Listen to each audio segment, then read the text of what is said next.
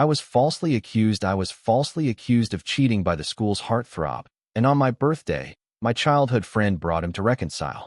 We'd been classmates. There was no need to hold a grudge. Indeed, there was no need.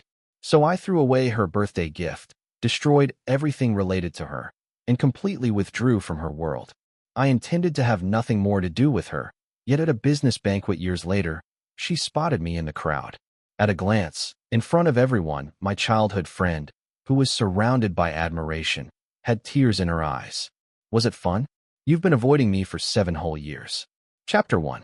During the break, the classroom entrance was crowded with people, all craning their necks to look inside. In just one break, the news of Marcus from Class 3 falsely accusing a classmate of cheating had spread throughout the entire school. Marcus stood by the desk with a stern expression, the desk kicked into a skewed position. Many people surrounded him with comfort, but their gazes kept shifting to me. I was the classmate who had been falsely accused. Marcus was the class president. Maybe he misjudged the situation. In the interest of order, everyone makes mistakes. It was just a misunderstanding, not something unforgivable, right? As soon as these words were spoken, many others nodded in agreement, looking over at me. They were all waiting for me to step up and comfort Marcus. Meeting their expectant gazes, my heart sank. The feeling of being ostracized welded up again. The school had classes divided by academic performance, and Class 3, being the top class in the entire grade, was where I had fought hard to get into. Marcus had always had a good reputation, handsome, warm-hearted, and famously the school heartthrob. Everyone usually pretended to be united, showing a facade of camaraderie, but when real issues arose, not a single person stood up for someone like me, who had transferred in halfway. I bit my lip, unwilling to back down. Marcus owes me an apology. They wanted to say more, but Marcus suddenly looked up at me. His face was dark, and his tone was harsh to the extreme. Fine. It was my fault. I shouldn't have spoken up. For the sake of the class and discipline, I'm sorry. Is that enough, Ethan? His attitude was filled with extreme reluctance. Before I could respond, he suddenly stood up and walked out of the classroom. Then a burst of exclamations came from outside. Sensing something was wrong, I followed him out and saw Marcus surrounded by a group of people. He was bent over holding his ankle, beads of sweat forming on his forehead, his face pale. Voices filled my ears. Marcus's parents just had a car accident, and he's been emotionally unstable. Does he really need to be pushed this far? I can't believe it. An apology is that important. The area around me cleared out, and I stood there in confusion. I looked up and met the gaze of Ava, who had just come out of the office. Ava had beautiful eyes, usually cold when looking at others, but with me, there was always a touch of warmth. But now those eyes were filled with obvious reproach. In an instant, I understood. Ava was blaming me, too. Chapter 2. Marcus's stumble. Marcus momentarily lost his footing and stumbled on the stairs. Ava immediately helped him to the infirmary, his arm resting on her shoulder. Marcus coldly met my gaze, his expression filled with mockery. Indeed, mockery. In that instant, it felt as though he had seen right through me. Marcus had seen through my unspoken feelings for Ava. I was utterly convinced the accusation was intentional. After returning from the infirmary, Ava came to find me. The evening breeze tousled the ends of her hair as she leaned on the railing, turning her head to look at me. Is it really that important to you? Just a single word. Her tone was as usual. Nothing seemed different, but I could sense she was blaming me, just like everyone else. A lump formed in my throat, rendering me speechless. After a long pause, I lowered my eyes to meet hers, forcing a bitter smile. I don't understand. How did his act of playing the victim turn me into the one who did something wrong? Ava looked at me, stunned for a second. Perhaps my bitter smile was too much to bear, as the tension in her expression eased. What act? He really hurt his ankle. And besides, I never said you were wrong. Ava averted her gaze. I just think there's no need to make a big deal out of it. The school bell rang urgently, each chime sinking my heart further. I stood still, quietly watching Ava, and an inexplicable feeling of betrayal washed over me. Was it really about not making a big deal? Or was it something else? Chapter 3. The empty afternoon. By the time school ended, Ava was gone, and Marcus's seat was also empty. Someone told me Ava had something to do and asked me to head home on my own. I nodded and replied with an "oh." feeling a mix of emotions I couldn't quite name. On the way home, groups of people walked together, laughing and chatting. I rode my bike with my head down, and for some reason, memories started flooding back. In our old neighborhood, Ava's name was well known. Everyone knew that although Ava had a cold temperament, she was fiercely protective.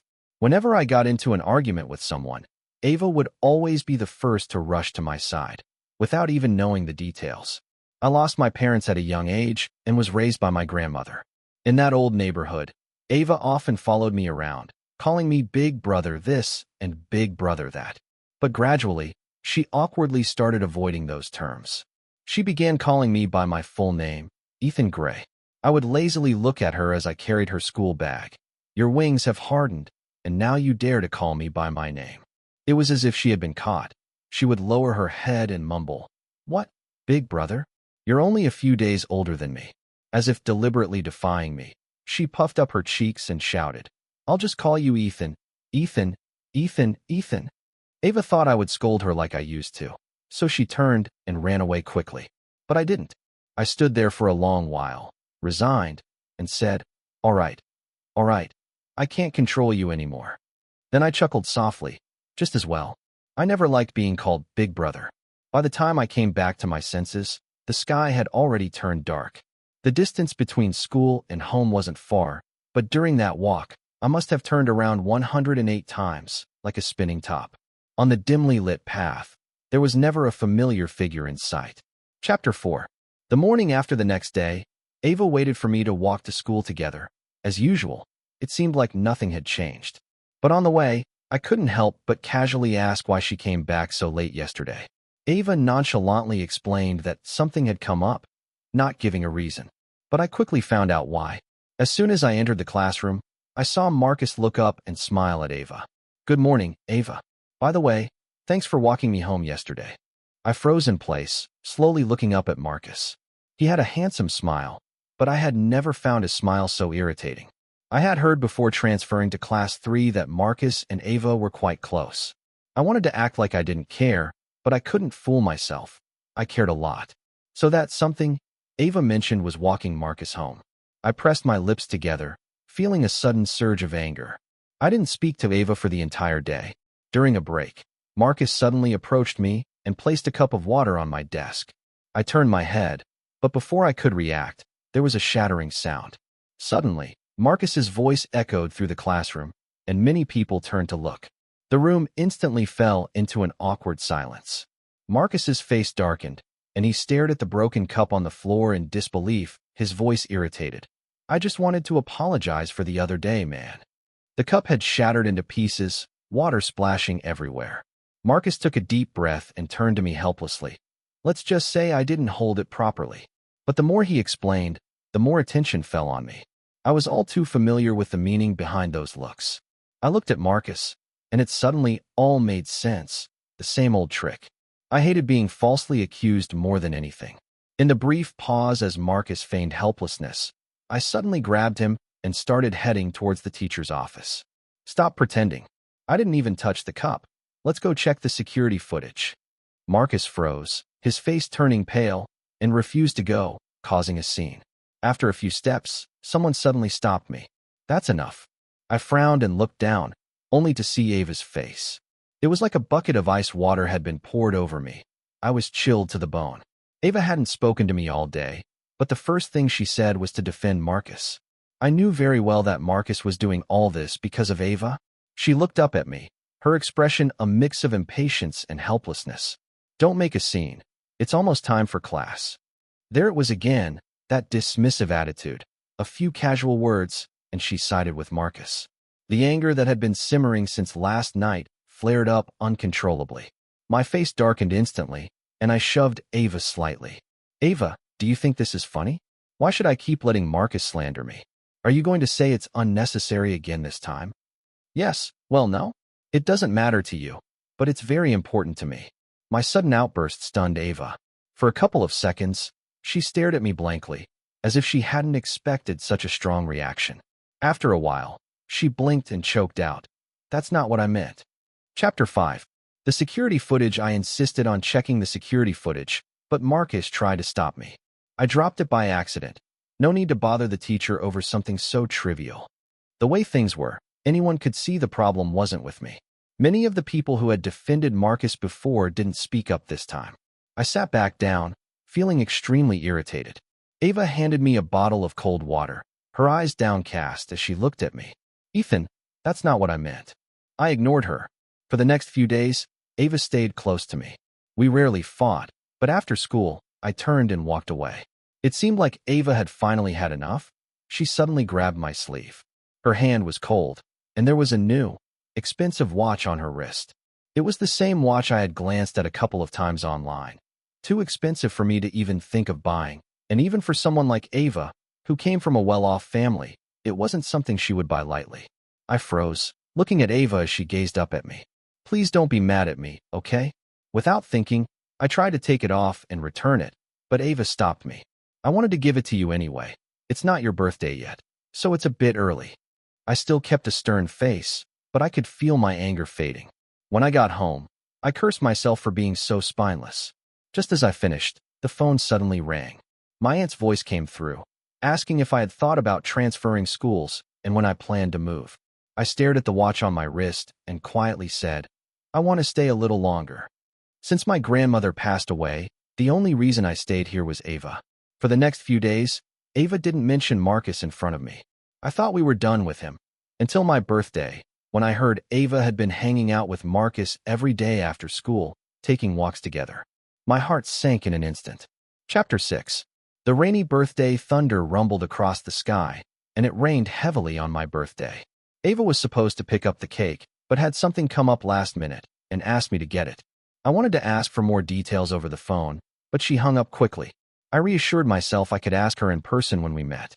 After picking up the cake, I stepped outside to find the rain had gotten even heavier. To make matters worse, my car had broken down. The place where Ava planned the party wasn't too far. I held an umbrella in one hand and carried the cake in the other, hurrying towards the location, but I still ended up getting quite wet. It was rare for Ava to ask me to pick up the cake myself on my birthday. She probably had something more important to deal with. I kept comforting myself until I reached the door. From the room, I distinctly heard Marcus's voice. I froze, listening to his voice drift out from the entrance with a hint of laughter. Thanks to our Ava for agreeing to pick me up in this heavy rain. The door was slightly ajar. I stood there for a second, numbly lifting my gaze, only to find everyone else had already arrived, even some unfamiliar faces. In the crowd, I saw the one person I least wanted to see, Marcus, really there. Someone must have noticed me because a voice called out, and suddenly all eyes were on me. My disheveled appearance was laid bare, and for a moment, the room fell into an awkward silence. Marcus turned to look, standing calmly beside Ava. His clothes were clean and neat. In stark contrast to me, water dripped from my sleeves, and I stood there soaked, holding the cake in front of everyone. I felt like a clown with nowhere to hide. I had never felt so humiliated. Anger churned inside me as I looked at Ava, gritting my teeth. Why is Marcus here? Ava hadn't expected me to be in such a state, and her face changed immediately. I felt fury trapped in my chest, ready to explode with a single word. I stared at her, repeating, Why is Marcus here? Have you been with him all these days? Did you come here with him today, too? Marcus had arrived perfectly dry, and on my birthday, I was the laughingstock, drenched and humiliated in front of everyone. Ava knew how much I disliked Marcus. I had said it more than once. I didn't want to see him anymore. Why did it have to be today? Why when I was at my lowest? Ava stood there stunned, hurriedly trying to explain. Marcus said he wanted to formally apologize to you today and invited a lot of people to witness it. He even prepared a birthday gift, so I thought. She suddenly grabbed my wrist tightly. I wanted to clear up the misunderstanding. Today, Marcus is really a good guy. There's no need to hold a grudge. No need. There it was again, no need. Indeed, there was no need. I looked at Ava, silently prying her fingers off my wrist. Then I removed the watch from my wrist and tossed it to her. This time, I didn't press her with questions or say anything at all. Something I had held on to for so long suddenly didn't seem worth it anymore. The day I left, I didn't tell Ava. It was just an ordinary afternoon when I put a definitive end to things with her. Chapter 7. The transfer. My aunt helped me with the transfer paperwork. She mentioned that when my name was brought up, A girl suddenly rushed out of class, choking back tears, repeatedly asking where I had transferred to. My aunt asked if she was a good friend. I shook my head and smiled. Not anymore. My aunt didn't tell Ava. Ava wouldn't be able to find me. Chapter 8. The Banquet Reunion. Ethan, how can you be so relaxed? Aren't you nervous? The boss said tonight's banquet is going to be packed with all the big names in the industry. My colleague David's voice snapped me back to reality. The banquet hall before me was lively, brilliantly lit, and incredibly luxurious. 7 years had passed since I transferred schools. After transferring, I threw myself completely into my studies with no distractions, exceeding expectations in the college entrance exams. After graduating from university, I smoothly entered this company. Snapping out of my thoughts, I paused for a second. Don't worry, there's nothing for small fries like us to stress over. You're calling yourself a small fry? You climbed to a position in 3 years that most people can't reach in 10. Just as he finished speaking, a sudden commotion arose at the front of the hall. In the midst of it, I seemed to catch a few mentions of Miss Lou. David swallowed nervously beside me. Miss Lou, she's a rich heiress.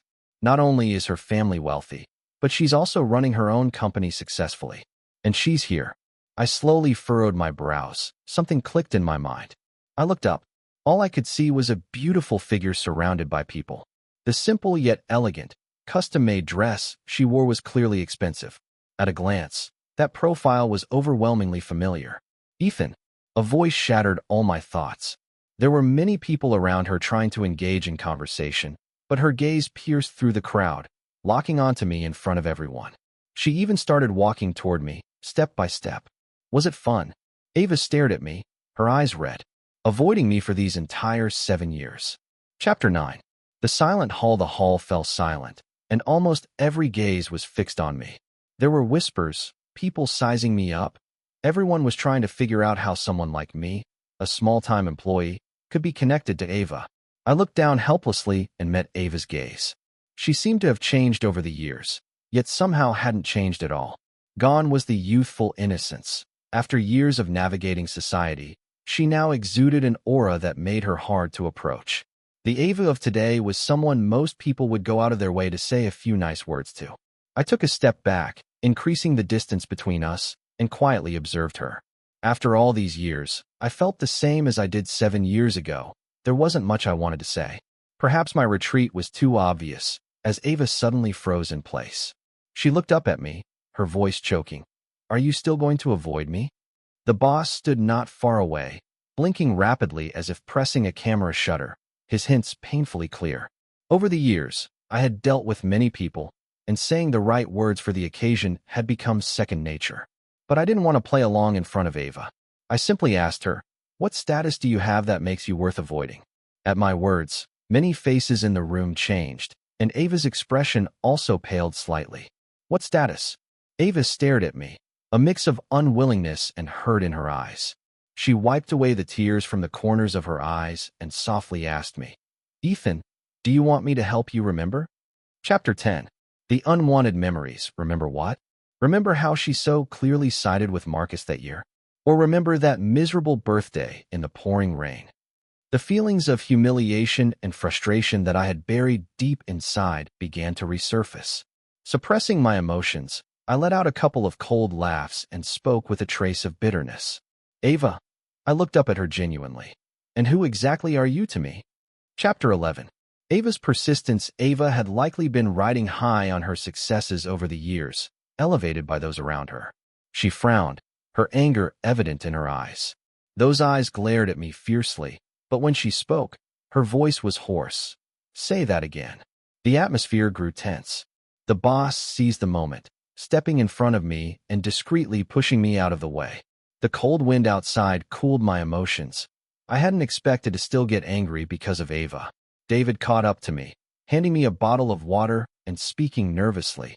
Miss Lou just now looked really scary. How do you know her? The cool sensation of the water sliding down my throat only added to my exhaustion. That's it for tonight. I'm heading back. Let the boss know for me. I had just reached the parking lot when a message from David popped up. You're not here, and Miss Lou left without looking back. Could she be coming after you? My brow furrowed slightly. From behind, I could faintly hear the hurried click of high heels against the ground. Ava had caught up.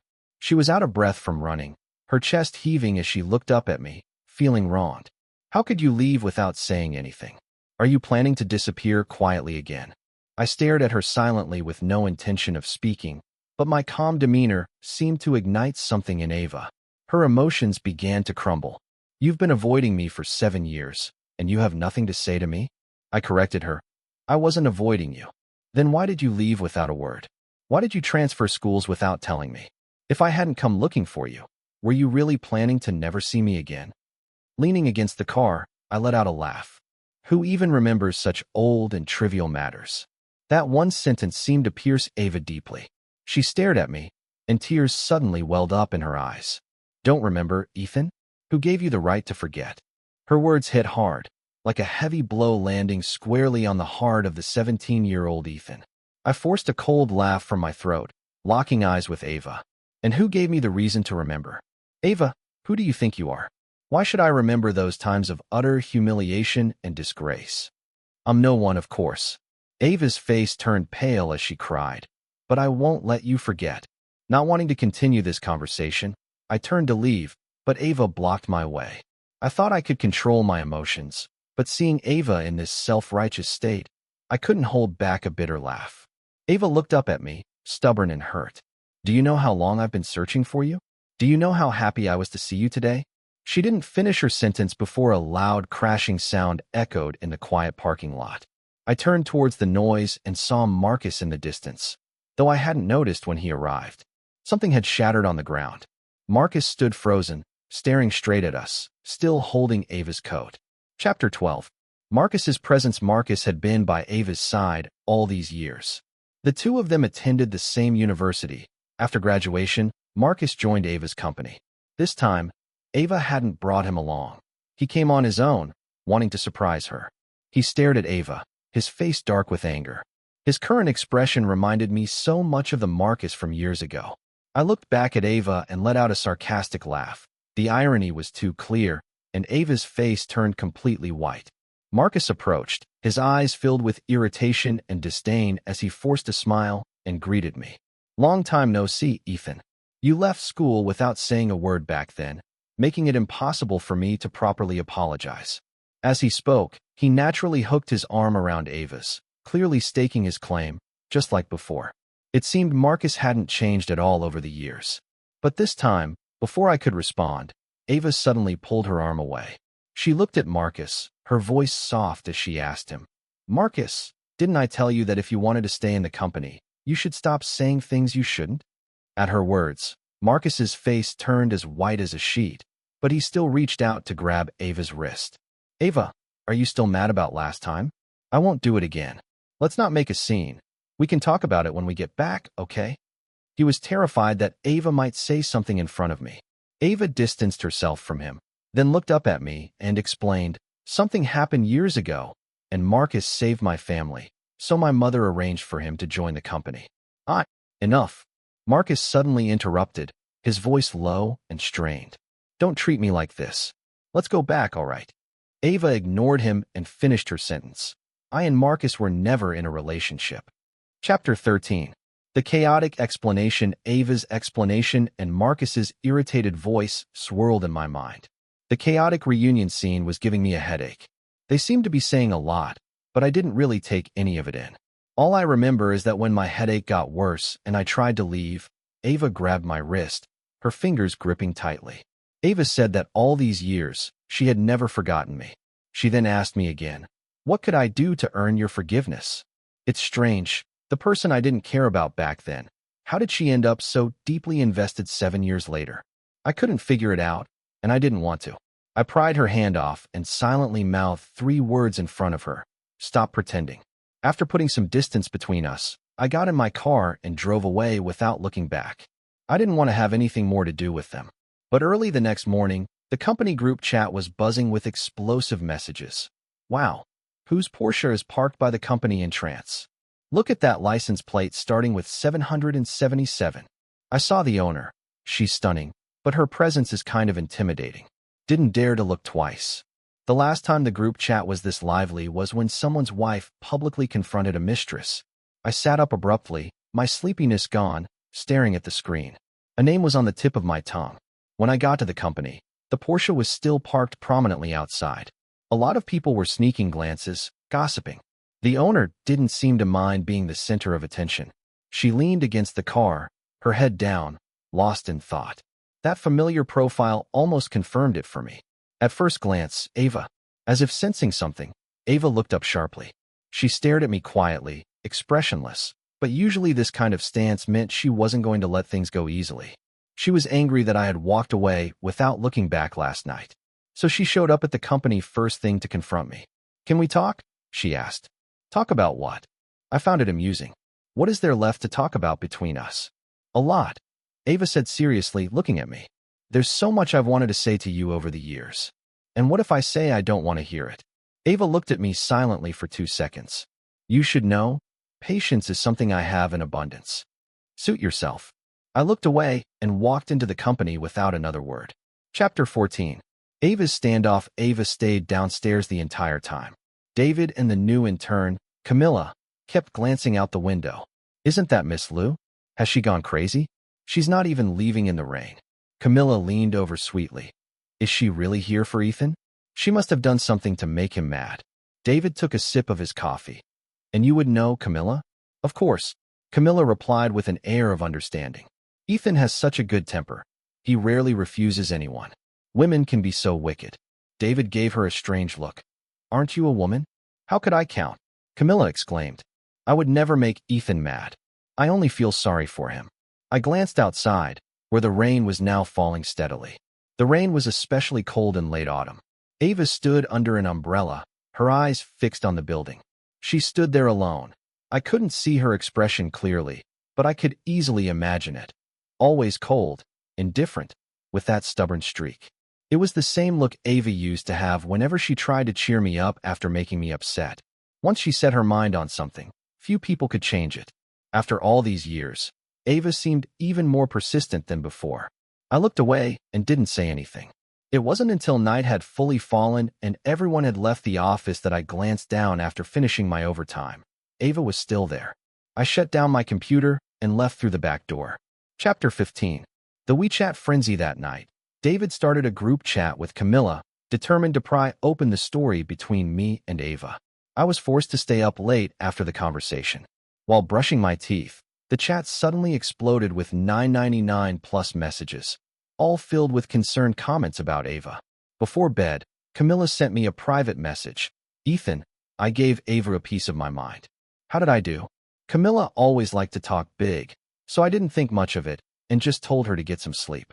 The next day, Ava still hadn't left. She was determined to stay and play hardball.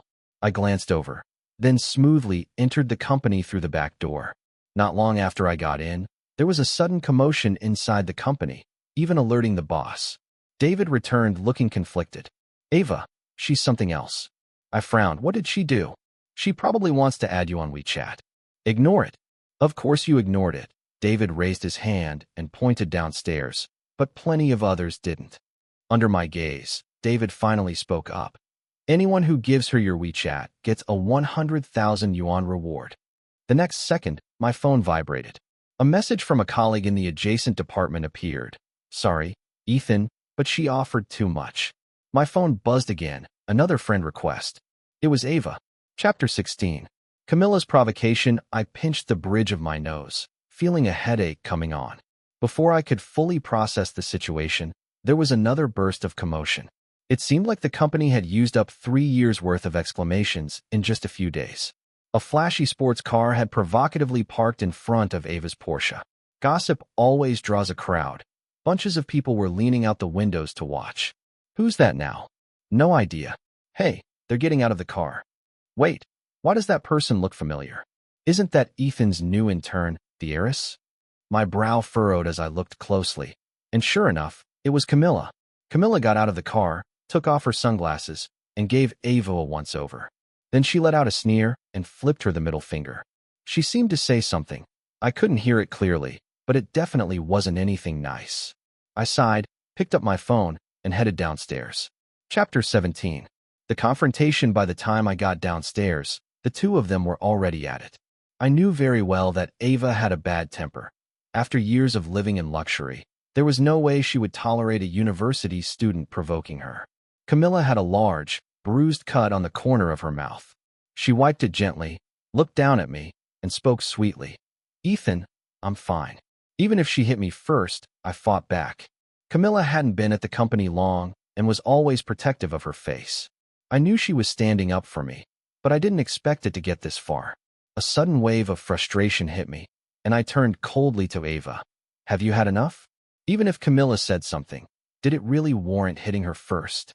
As soon as I finished speaking, Ava, who had been standing stunned, slowly looked up at me. She seemed more disheveled than I had ever seen her. Her face didn't look much better than Camilla's, probably worse. She didn't seem to care about the injury. Her pale face was filled with shock, hurt, and disbelief. I was the one who hit first. Camilla beside me let out a ouch. "Don't be mad, Ethan. It's just a little cut. It'll heal in a few days. It doesn't hurt. Let's head back to the company." As I turned to leave, Ava suddenly grabbed my wrist. She looked at me stubbornly, tears streaming down her face. "So you're just going to take her word for it? Without even asking me, you assume I hit her first?" I shook her hand off. "If you want to talk, we can do it after work." Camilla turned around and smirked at Ava. Chapter 18. The bruised weight. Ava stayed until the end of the workday, just standing there with her bruised face, not getting any treatment, stubbornly waiting until evening. I left the company with Camilla. As Ava walked over, about to speak, Camilla suddenly let out another soft ouch. She reached out her hand to me. "Ethan, my hand hurts. I don't think I can drive." Seeing that hand, Ava suddenly felt her face sting. Then, as if realizing something, she took a step forward, looking at me. "You promised we would talk." Camilla lowered her eyes. "I can manage the pain. If you have something to do, it's okay. You don't need to take me home." I looked at Camilla. "I'll take you home first." Ava stood frozen, staring at me in shock. The light in her eyes dimmed bit by bit. On the way, Camilla confessed to me. "Ethan, it was actually me who hit first. She treated you that way before. Now it's her turn to know what it feels like not to be trusted." "I understand." I looked at her. "But don't use this method again. It's a shame to hurt that face." Camilla paused, then smiled, her eyes curving. "All right." When I got back, the sky was already dark, and Ava was still standing in the dim light, all alone. For some reason, seeing her like that reminded me of a deserted animal. But Ava was never mine to begin with. I looked at her after all this. "Let's clear the air. Say whatever you need to say." "It wasn't me who hit first today." Ava was silent for a moment before blurting out the words. I hadn't expected Ava to still be hung up on this. "That doesn't matter. Get to the point." "It does matter," Ava insisted, staring at me stubbornly. "Ethan, you never used to be so biased." The words "used to be" hung in the air so long ago. People change over time. Besides, now, to me, Camilla isn't someone else. You are. The sky was almost fully dark, the night cold. Ava stood there, repeating the word "someone else" softly, as if tasting it on her tongue. She lowered her eyes and forced a smile. When she spoke again, her voice was choked. "A few days before your birthday, after school, I was with Marcus because he kept asking me to help him apologize to you. I knew you didn't like seeing him, so I didn't tell you. On your birthday, Marcus said he had already bought a birthday gift and invited a lot of people. He just wanted to apologize sincerely, so I helped him. All these years, I never had anything to do with Marcus." After finishing her explanation, Ava looked up. Her eyes met mine, reflecting my image.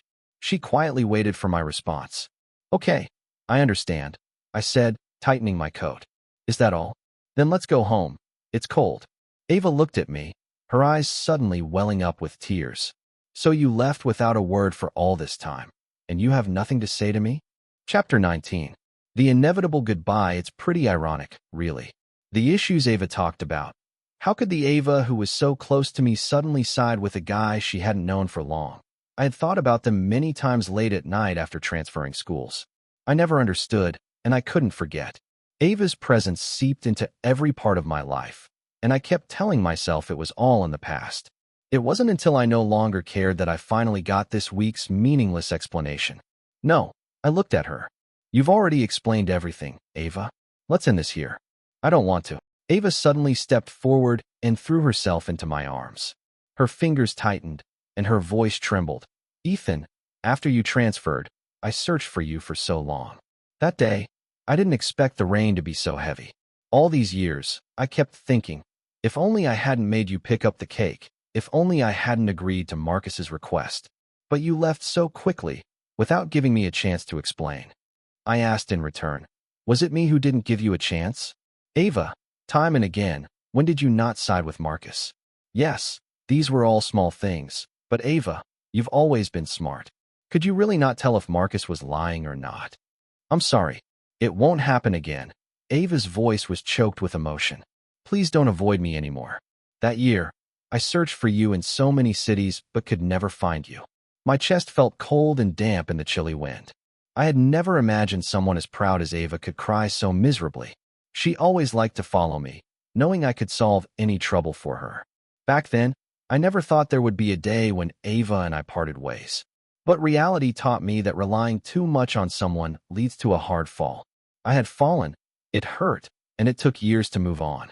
I gently pushed Ava away and whispered, "This is the end, Ava. Don't come looking for me anymore." Ava's eyes turned red, her face pale, her voice so dry and strange she could barely speak. I turned and started walking away. Behind me, I heard a faint, soft voice filled with pain. I can't.